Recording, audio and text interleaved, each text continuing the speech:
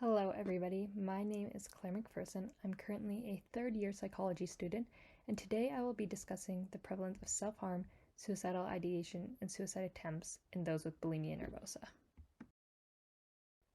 Bulimia nervosa, or BN, is an eating disorder where individuals experience recurrent episodes of binge eating large amounts of food, which is then followed by compensatory behaviors to rid themselves of the food consumed and prevent weight gain. There are two subtypes of this disorder.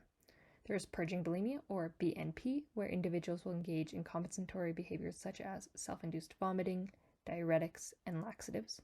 And there's non-purging bulimia, or BNNP, where individuals will engage in other compensatory behaviors such as diet pills, fasting, meal skipping, or excessive exercise. Individuals with BN will also often present with self-harm, suicidal ideation, which includes suicidal thoughts, ideas, or plans, and suicide attempts. Although there are many studies that have been conducted on bulimia nervosa and suicidality, there are many inconsistencies and uncertainties in the literature regarding these behaviors. Therefore, our systematic review and meta-analysis aim to 1. Assess the prevalence of self-harm and suicidality in BN, and 2. Assess the prevalence by BN subtype. To do this, we restricted our eligibility criteria to studies that included research on participants with BN and studies that reported on the prevalence of self-harm, suicidal ideations, or suicide attempts. Altogether, we screened 4,902 abstracts, which gave us 244 full-text studies to be reviewed. Finally, this left us with 100 studies that met our inclusion criteria, including 15,316 individuals with BN, presenting with a mean age of 24 years. The prevalence of self-harm in BN was 40%. More individuals reported suicidal ideations with a prevalence of 46%. The lowest prevalence of these behaviors was for suicide attempts, which gave us a prevalence of 24% of individuals presenting with a history of one or more attempts. When looking at self-harm, we were able to determine the most common types in those with BN. Of those who exhibited self-harm, nail biting was the most common at 45%, followed by hair pulling at 33%, scratching at 30%, cutting at 29%, bruising at 28%, and finally burning at 19%. The prevalence of self-harm and suicidality were farther evaluated by BN subtype. For those with BNP, 36% presented with a history of self-harm. Individuals with BNNP had a much lower prevalence of only 8% reporting a history of self-harm.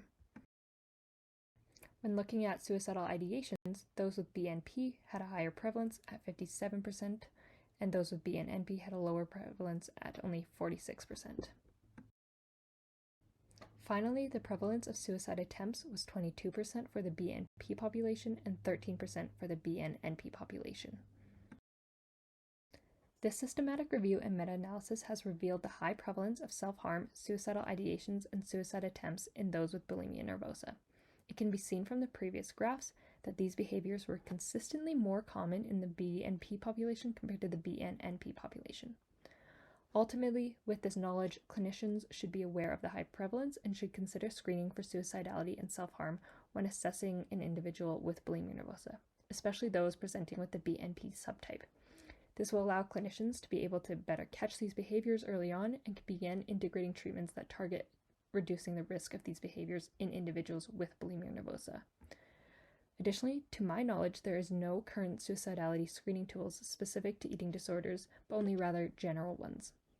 It may be beneficial to explore creating an eating disorders specific suicidality screening tool, or for clinicians to consistently incorporate the available screening tools when screening individuals with bulimia nervosa. Future research should explore individual risk factors and predictors associated with suicidality and self-harm in people diagnosed. And this could include cultural differences, gender differences, family factors, or possible comorbid psychiatric diagnoses.